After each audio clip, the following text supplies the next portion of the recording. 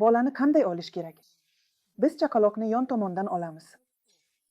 Bu bolaga zarar yetkazish ehtimolini yo'q qiladi. Bolani yon tomonga aylantiring, qo'lingizga asta-asta yotqizing. Bolaning jarayonga qo'shilishini kuting va faqat shundan keyin sekin og'zingizga oling. Bolani yuzaga yotqizishda ham xuddi shu tarzda, ya'ni yon tomoni orqali yotqizishni tavsiya qilaman. Muhim, chaqaloqni ko'taradigan tomonlarni o'zgartiring.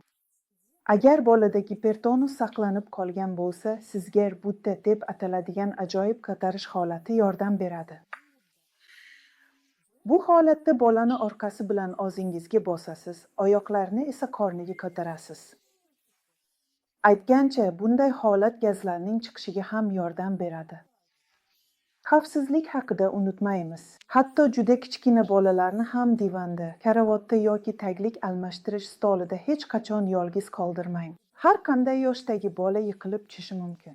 Bolani qo'lingizda ushlab turganingizda boshqa ishlarni qilmaslikka harakat qiling. Og'ir buyumlarni ko'tarmang, issiq ichimliklar solingan piyolalarni ushlamang.